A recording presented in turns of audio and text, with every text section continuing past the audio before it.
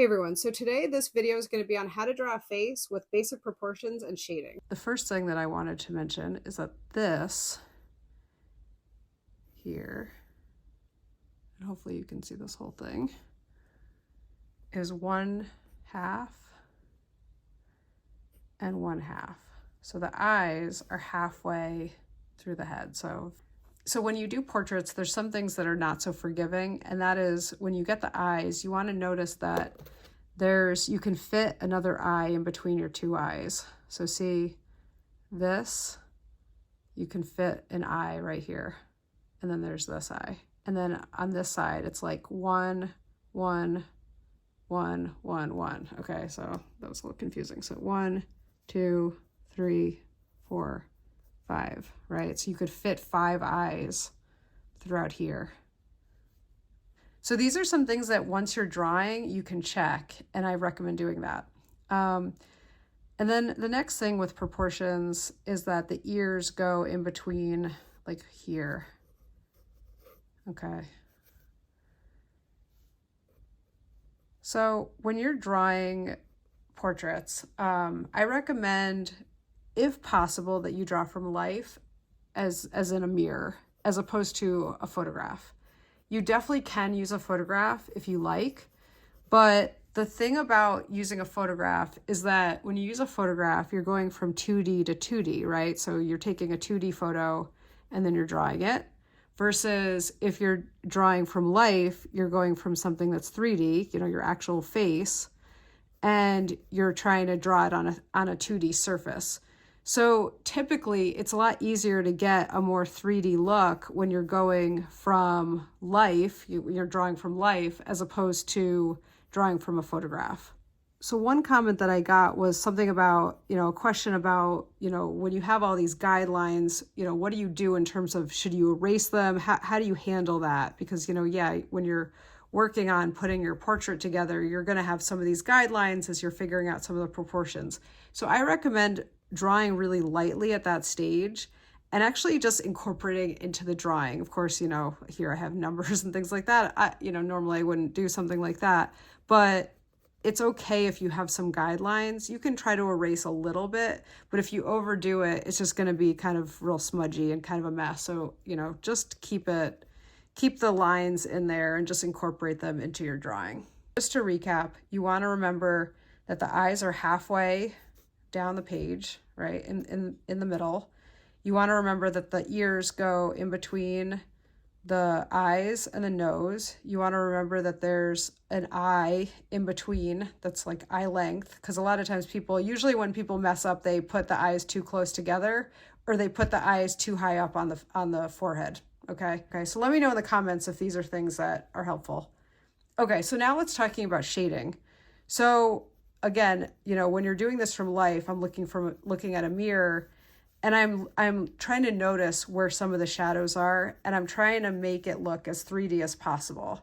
So the way that I'm going to convey that is through my shading and my value. And I find that what works the best is thinking about the underlying structure of the face, right? So here you've got like the cheekbone, and you've got some structure in here. So you want to think about, these kinds of things like this, right? Feel a little bit like you're like a plastic surgeon doing this here, like that, right? But you've got these big sections that make up the face. And if you draw them in sort of bigger sweeps, so not just like little things like that, but bigger arm motions. So see how my arm is going kind of like whoosh, like that, right? You're going to get more of 3D sense, because you're sort of like modeling it as opposed to just shading it in.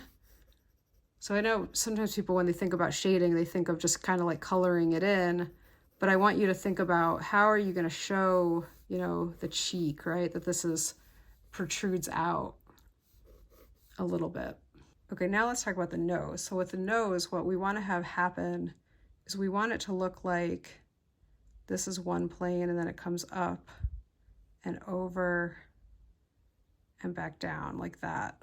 So it's like, this is one plane, this is another plane, this is another plane, and back down. So the way that you can do that is, again, through your direction of line. and adding some shadow, maybe like back here, that will kind of help make it look like it's coming up and around like that. And same thing going in this direction.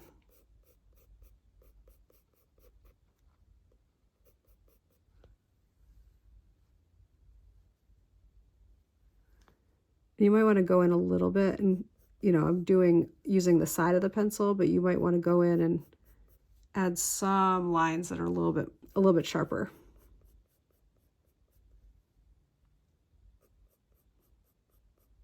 Kind of showing like behind the nose, that's usually in shadow. So mix up your sharper lines with sort of like this more, where you're using kind of like the side of the pencil like that.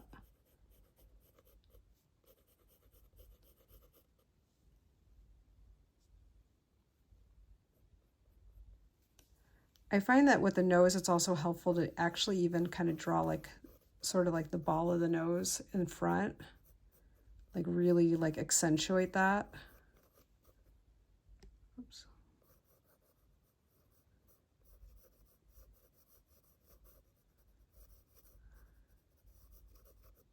And again, if you're drawing from life, you're going to see so much more details than if you're drawing from a photograph. So that's, always the tip that I have. I think that drawing from photograph is okay, but, just try both and see the difference. And so notice that the white of your eye is actually usually somewhat in shadow.